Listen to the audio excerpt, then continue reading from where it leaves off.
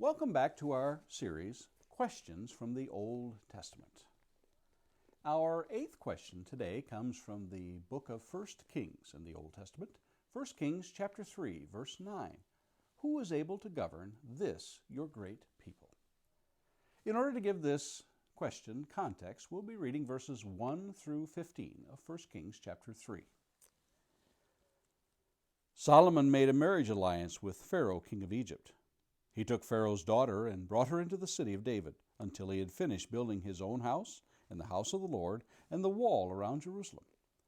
The people were sacrificing at high places, however, because no house had yet been built for the name of the Lord. Solomon loved the Lord, walking in the statutes of David his father. Only he sacrificed and made offerings at high places.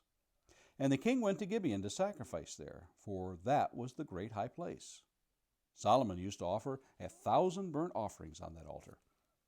At Gibeon, the Lord appeared to Solomon in a dream by night, and God said, "Ask what I shall give you." And Solomon said, "You have shown great and steadfast love to your servant David my father, because he walked before you in faithfulness, in righteousness, and in uprightness of heart toward you. And you have kept for him this great and steadfast love, and have given him a son to sit on his throne this day. And now, O Lord my God, you have made your servant king in place of David my father, although I am but a little child. I do not know how to go out or come in. And your servant is in the midst of your people, whom you have chosen, a great people, too many to be numbered or counted for multitude. Give your servant, therefore, an understanding mind to govern your people, that I may discern between good and evil. For who is able to govern this, your great people?" It pleased the Lord that Solomon had asked this, and God said to him, "Because you have asked this, and have not asked for yourself long life or riches or the life of your enemies, but have asked for yourself understanding to discern what is right, behold, I now do according to your word. Behold, I give you a wise and discerning mind, so that none like you has been before you, and none like you shall arise after you. I give you also what you have not asked, both riches and honor, so that no other king shall compare with you all your days.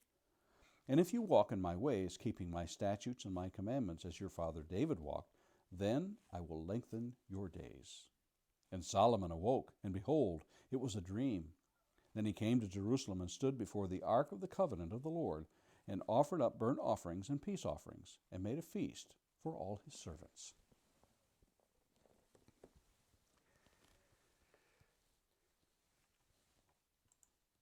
Did you hear about the man who was forced to return his humility award he was given last year?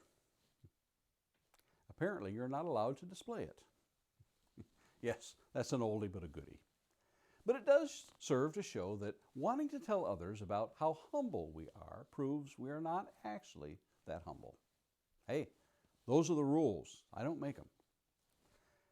In another instance, during a major award show, one of the presenters joked that there were actually 2 envelopes, and if anyone really didn't believe they deserved the award, they would give it to the second place candidate in that category.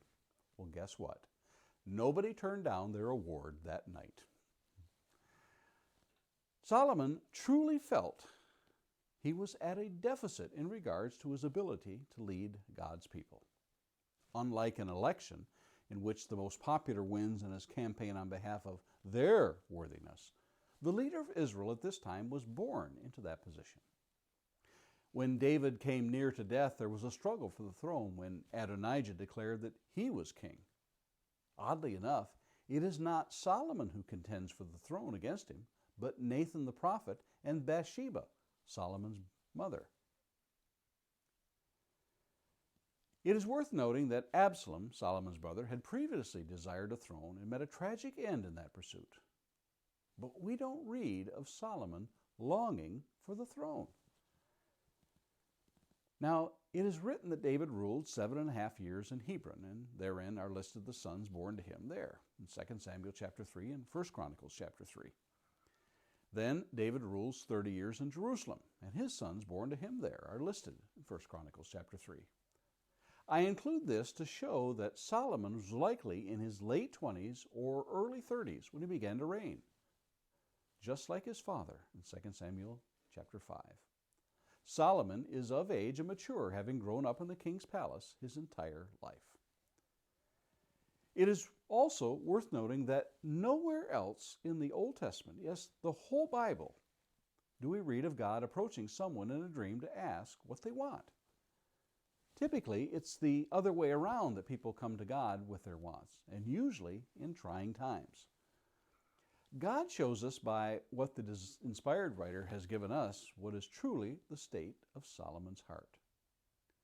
Now, do you remember what God was willing to give David? We read in 2 Samuel chapter 12 and verse 8, "And I gave you your master's house and your master's wives into your arms, and gave you the house of Israel and of Judah.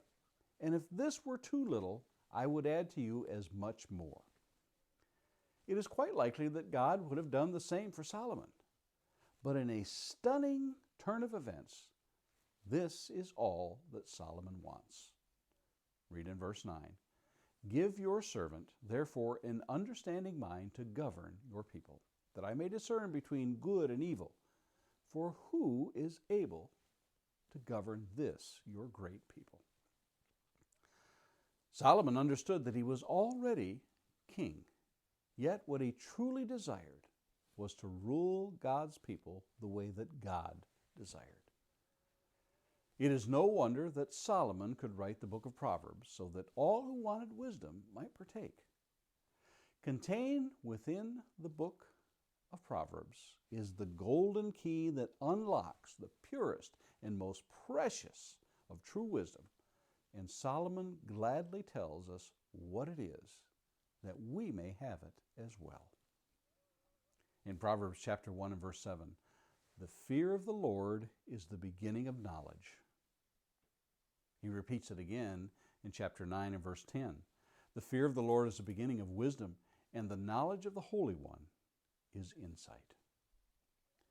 Imagine that you are in the place of Solomon, and God offers to give you whatever you want. What would you ask of God? And Lord willing, let's meet here again tomorrow and look at another question from the Old Testament.